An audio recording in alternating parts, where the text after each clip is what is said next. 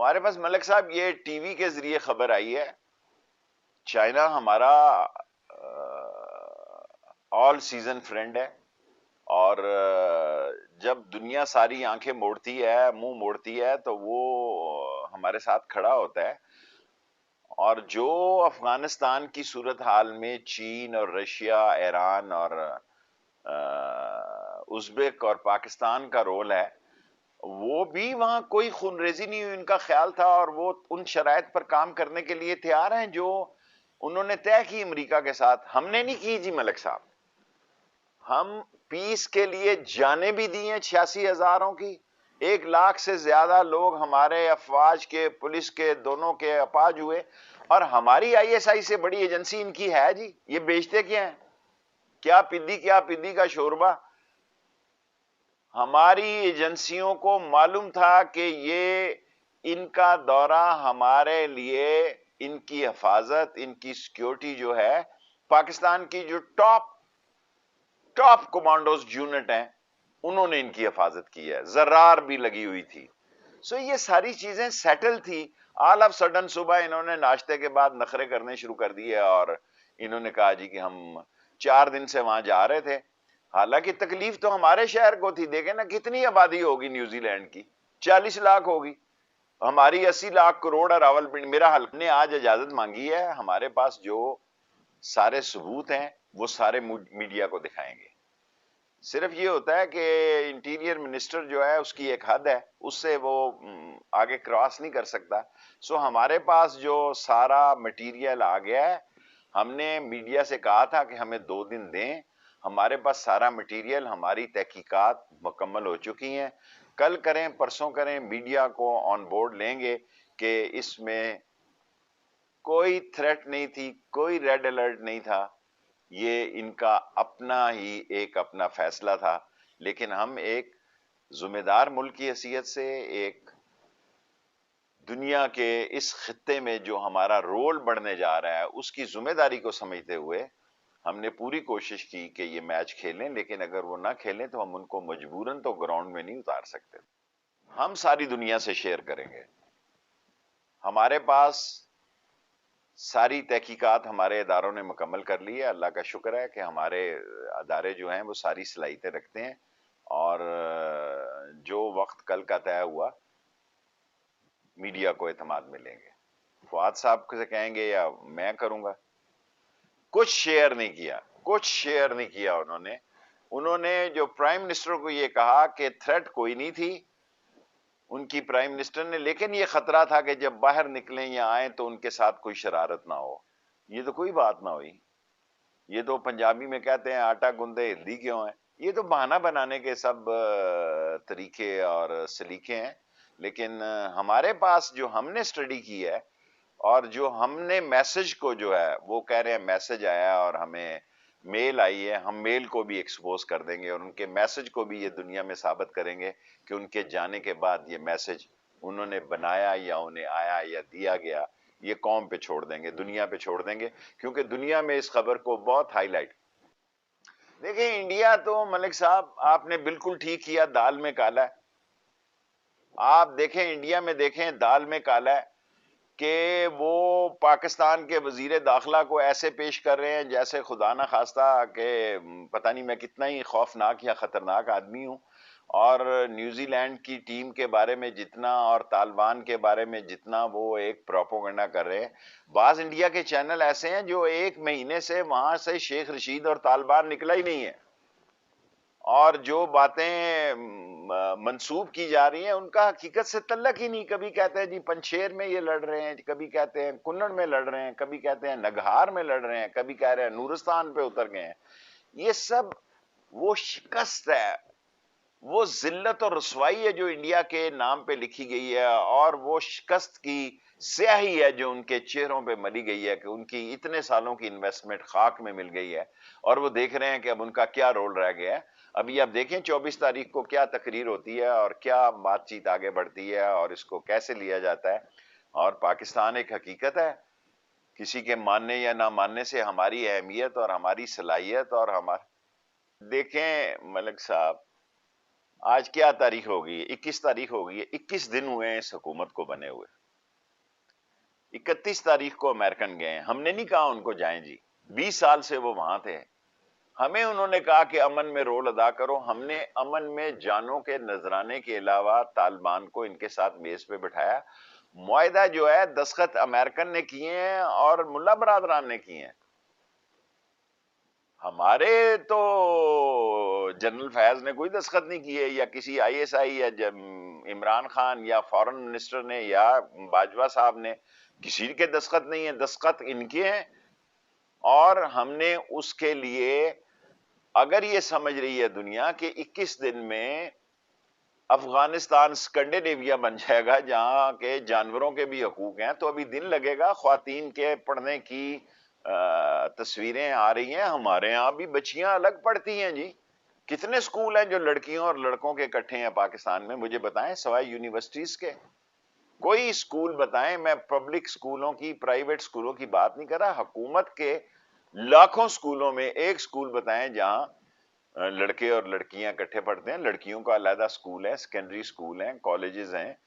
University میں لڑکے لڑکیاں اکٹھے پڑھتے ہیں، اور وہاں بھی انہوں نے لڑکے لڑکیوں کو، پاکستان سے دیکھیں 10,000 لوگوں کا ہم نے انخلا کیا ہے. یہ معمولی بات نہیں ہے.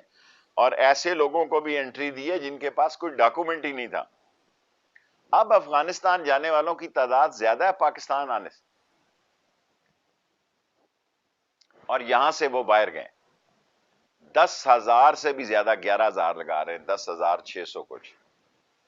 اور واپس جو گئے ہیں، یہ میں فارنرز کی بات کر رہا ہوں، نیٹو فوج کی بات کر رہا ہوں، یہ میں ان لوگوں کے بات کر رہا ہوں جو لوگ یہاں سے اگلے اسٹیشنوں پہ گئے ہیں. کچھ لوگ ابھی یہاں موجود ہیں، ان کو ہم نے 21 دن کا اور 1 مہینے کا ویزا دیا ہے. آج اگر آپ مجھے روز صبح رپورٹ ہوتی ہے، ارلی مارننگ، میں نماز صبح کی بات سب سے پہلے یہ دیکھتا ہوں کہ رات 12 بجے تک کتنے لوگ گئے اور آئے. اور جو یہ سوچے بیٹھے تھے، ہم سے پوچھتے ہیں کہ آپ نے کوئی مہاجر کیمپ نہیں بنایا؟ ہم نے کہا نہیں بنایا. آپ کے یہاں مہاجر نہیں آیا کوئی؟ میں نے کہا نہیں آیا. بھائی، جو فارنر آتا ہے میرے پاس پہلا سوال یہ کرتا ہے کہ جناب آپ نے مہاجر کیمپ نہیں بنائے. ہم نے کہا جو ہمارے پاس بیٹھے ہوئے ہیں افغان طالبان جو ہیں، وہ اگر سٹیبل ہو گئے تو ہم ان کی بھی کوشش کریں گے یہ 3 ملین لوگ چلے جائیں، اب اپنے گھروں میں جائیں. ہم نے سروس دے دی، جتنی 20-30 سال دینی تھی دے دی. ہمارے پاس کوئی نہ مہاجرین آئے ہیں نہ کوئی مہاجر کیمپ ہے ملک صاحب. اور یہ ساری دنیا کو ہم بتاتے ہیں تو وہ انگشتے بدندہ ہو جاتے ہیں کہ یہ کیا ہو گیا. دیکھیں، اگر انسانی بحران پیدا کریں گے، اگر یہ سمجھتے ہیں کہ ہم پڑوس میں کسی کو بھوکا مرنے دیں گے، تو یہ ہم نہیں کرنے دیں گے. باقی ریکگنائز ہم لوگوں کے ساتھ کریں گے. یہ فیصلہ عمران خان نے کرنا ہے. روس کے ساتھ پیوٹن سے ان کی پرسوں بھی بات ہوئی ہے. چین کے ساتھ رابطے پہ ہیں، ان کے وزیر خارجہ سے بھی بات ہوئی ہے. ایران آن بورڈ ہے، چین آن بورڈ ہے. سو جو فیصلہ کریں گے مل کے کریں گے. لیکن ہمارا بارڈر جو ہے 300 میٹر بھی نہیں ہے. تورخم جو ہے، یہ ادھر بھی تورخم ہے، ادھر بھی تورخم ہے. بیچ میں سے گھر میں سے بھی دیوار جا رہی ہے، ادھر بہن رہ رہی ہے، ادھر بھائی رہ رہا ہے. ان کو گراؤنڈ ریئلٹی کا پتہ ہی نہیں ہے. تورخم کزن سٹی ہے.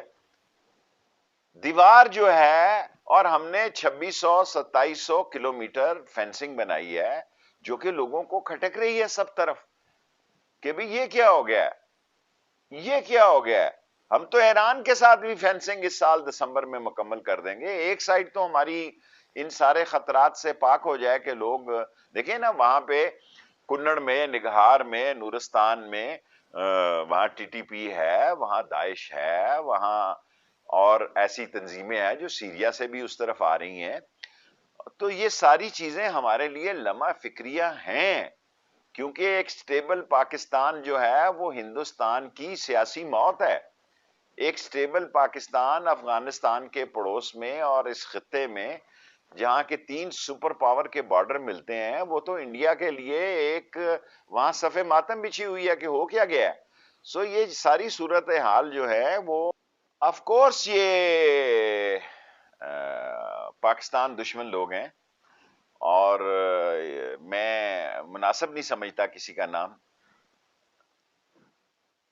دیکھیں، ابھی تو بعض ٹی ٹی پی کے لوگ داعش میں شامل ہو گئے ہیں، اور جو ہماری چوکیوں پہ حملہ ہوتا ہے کہ ہماری فینسنگ کے ساتھ ہماری چوکیاں ہیں، اور یہ چھپ کر حملہ کرتے ہیں وہاں سے، وہاں کے جو علاقے ہیں، لیکن انشاءاللہ تعالی اس کا بھی انتظام کر رہے ہیں۔ اس وقت بارڈر پر ہماری فورسز موجود ہیں، ہماری جو سول آرم فورسز تھی وہ پیچھے آ گئی ہیں، ایف سی رینجرز پیچھے ہے، اب بارڈر پہ فوج ہے جس کے پاس نظام ہے، اور ایف آئی اے ہے جو کہ ویزے جاری کر رہی ہے۔ جو دیکھیں فارن منسٹر کا یہ بیان مجھ سے نظر سے گزرا، بہتر ہے فارن منسٹر کرے، میں انٹیریئر منسٹر کی حیثیت سے یہ بیان دے سکتا ہوں کہ اس میں 320 سے لے کے 500 550 تک وہ لوگ ہیں جنہوں نے پاکستان میں، جن میں پشاور سکول کا بھی واقعہ ہے اور دوسرے واقعات ہیں جس میں پاکستان میں دہشت گردی کی ہے، انہیں ہم معاف نہیں کریں گے۔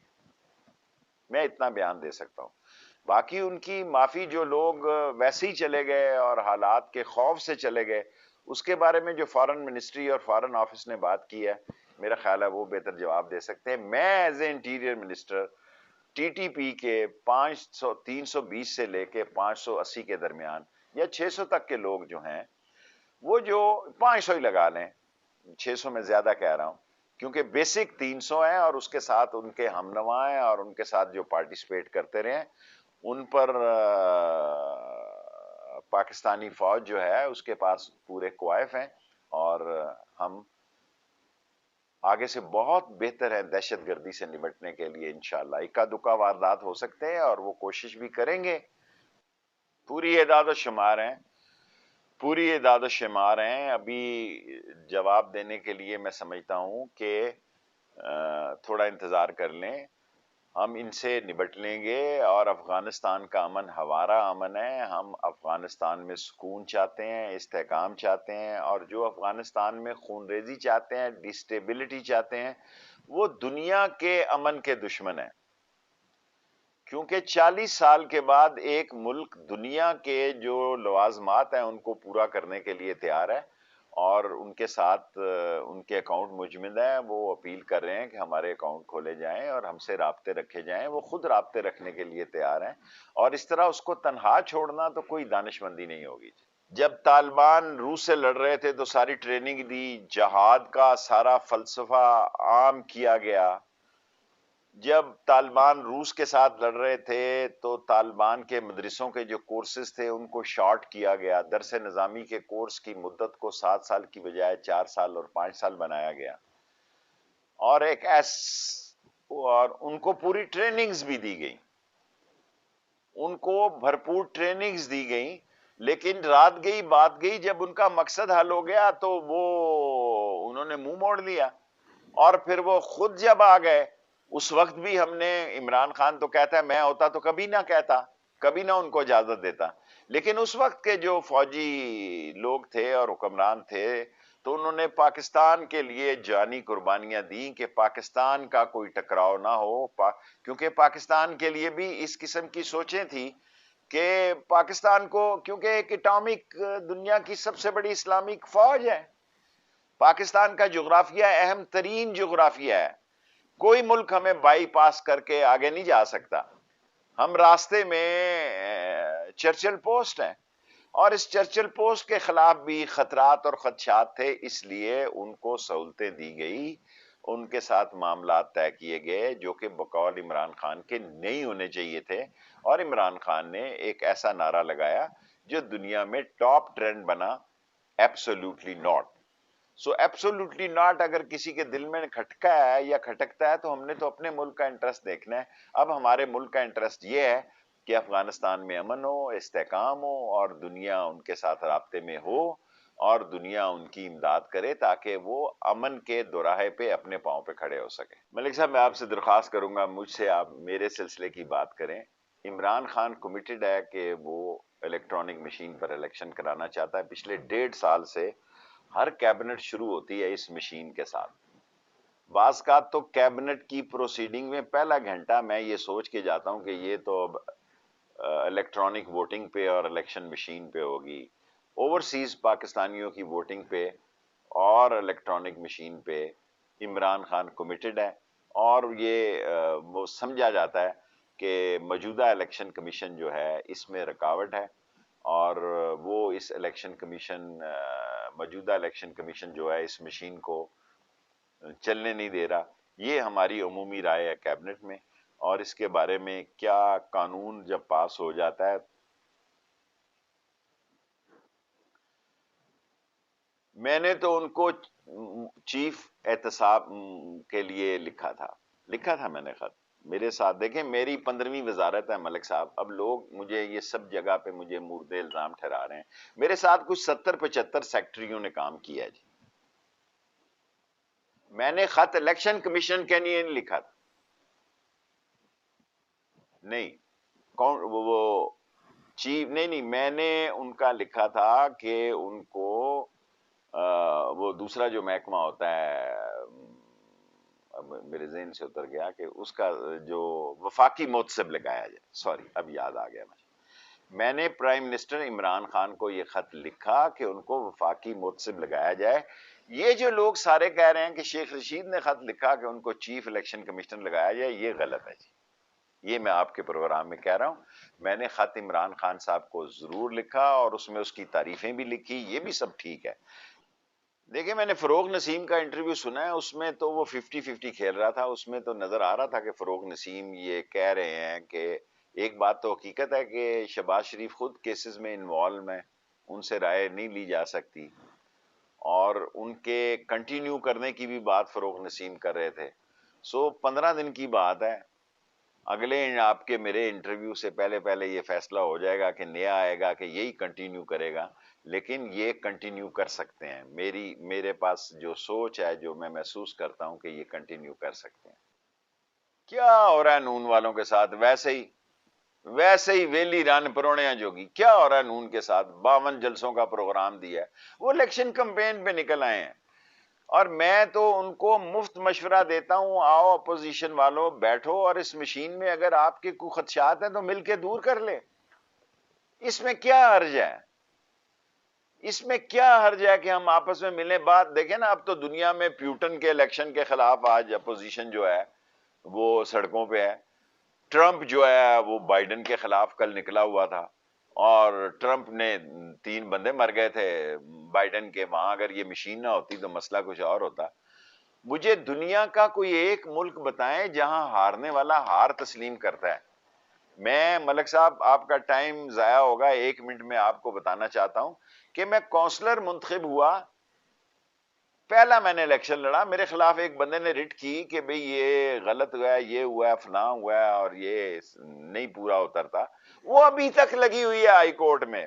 میں 15ویں دفعہ اللہ نے مجھے نبی کے صدقے میں وزیر بنایا، وہ کونسلر کی ریٹ ابھی بھی لگی ہوئی ہے، کسی دن نکل آتی ہے 5 سال 4-6 سال کے بعد، لاہور ہائی کورٹ میں لگی ہوئی ہے.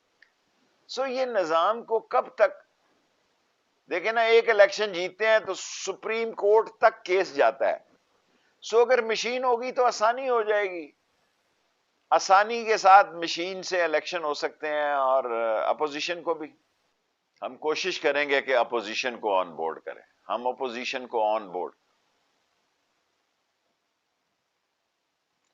دیکھیں، ہم ان کو راضی کرنے کی کوشش کریں گے کہ وہ مشین پہ آئیں، الیکٹرانک مشین پہ آئیں.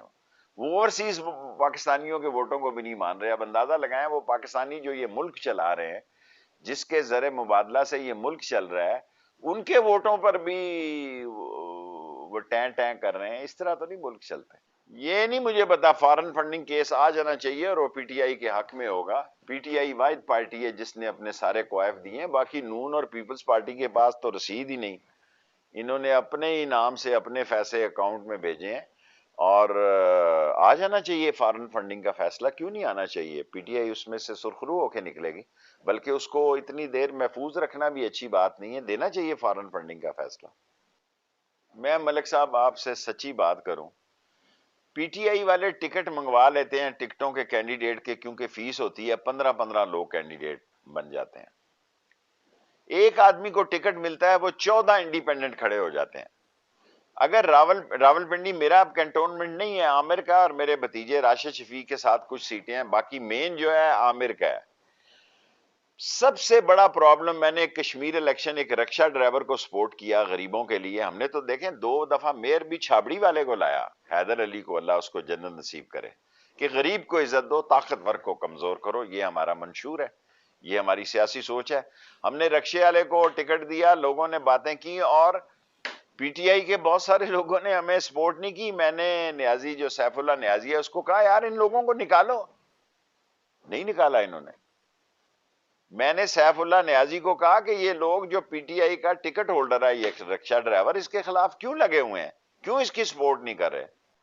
جب الیکشن ہوں گے حالات انشاءاللہ بہتر ہوں گے پی ٹی آئی کے, اس سے بہت بہتر ہوں گے. ابھی الیکشن 2 سال پڑے ہیں, یہ سال ہم انشاءاللہ دیکھیں نا, دنیا میں مہنگائی کا طوفان ہے, ہمارا ایک ہی ایشو ہے مہنگائی. پی ٹی آئی کے لیے جو چیلنج ہے وہ صرف اور صرف مہنگائی ہے. دنیا میں آپ دیکھیں تیل کی قیمت 40 سے 74 80 پہ چلی گئی ہے, چینی کی قیمت کہاں چلی گئی ہے, ویٹ کی قیمت کہاں چلی گئی ہے. اس کی وجہ سے ہم پہ انگلیاں ضرور اٹھ رہی ہیں, لیکن لوگ عمران خان پہ تنقید ضرور کر رہے ہیں, اس سے نفرت نہیں کرتے. یہ میں آپ کو بتا دوں, وقت آنے پہ بہتر ہوں گے لوگ. کام تو اس نے بڑا کیا ہے, پر آپ کو چہرہ چاہیے, آپ کو چہرہ چاہیے. There is always face behind a case. وہ وہاں کا چہرہ جو ہے, وہ بزدار نے کام تو بہت کیے ہیں. وہیں میں کیا نقص تھا, وہیں بیچارہ غریب آدمی تھا, اس لیے کہ وہ چیف منسٹر ہاؤس میں حقہ پیتا رہتا تھا اور وہیں سوتا تھا دفتر میں ہی. ہاں, لیکن یہ لوگ ورکر کو پسند نہیں کرتے.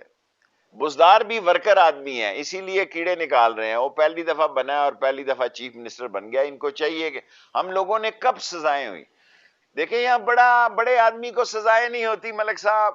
ہمیں جب سزائیں ہوئی اس وقت ہم چھوٹی سطح کے لیڈر تھے, 7 قید ہو گئی, 1 سال کورٹ مارشل ہو گیا.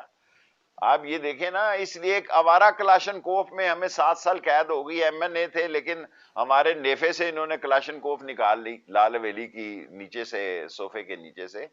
اور میں آپ کو یہ بتانا چاہتا ہوں کہ یہ ایک بدلے ہوئے پاکستان میں انشاءاللہ تعالی بڑے لوگوں کو جب تک قانون کی گرفت میں نہیں آئیں گے, اس وقت تک تو کوئی مسئلہ نہیں بن سکتا. ہم کسی بڑے لوگ کو گرفتار تو کیا, کیس تو بنے, لیکن کیس اپنے انجام کو 2 سال میں پہنچ جائیں گے انشاءاللہ.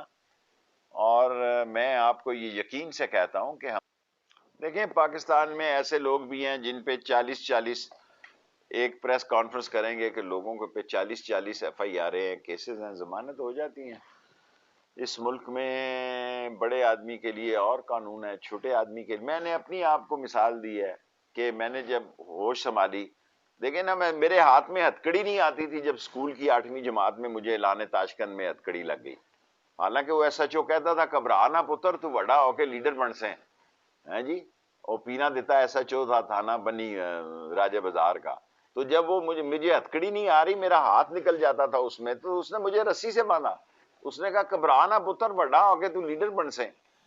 سو اس ملک میں قانون چھوٹے لوگوں کے لیے ہے, غریب لوگوں کے لیے ہے, بڑے لوگوں کے لیے. تو جیل بھی جو ہے 5 اسٹار ہوٹل ہے, باہر سے کھانے آتے ہیں, اے سی لگے ہوتے ہیں, اٹینڈنٹ ملتے ہیں, اندر سے موبائل فون چل رہے ہوتے ہیں. سو یہ اس کو اتنے بڑے نظام کو بدلنا جو ہے کوئی آسان کام نہیں ہے. عمران خان کوشش تو بہت کرتا ہے, لیکن کامیابی نہیں ہوئی ابھی. میں نہایت ذمہ داری سے کہتا ہوں کہ پاکستان کے سیاستدانوں نے جیل میں سے اولادیں بنائی ہیں. دیکھیں جیل میں اے سی ہونا یا اٹینڈنٹ ہونا یا موبائل فون ہونا یہ نارمل بات ہے ان بڑے لوگوں کے لیے. اے سی کے بغیر یہ 1 گھنٹہ نہیں رہ سکتے, اپنے جنریٹر ساتھ لے جاتے ہیں.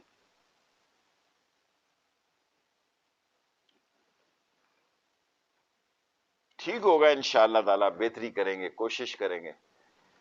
عمران خان ایک حقیقت ہے, 5 سال بھی پورے کرے گا اور اگلا الیکشن ہے جی بڑھ سکتی ہے. میں آپ سے اتفاق کرتا ہوں, جس طرح آئل کے پرائس دنیا میں بڑھ رہے ہیں.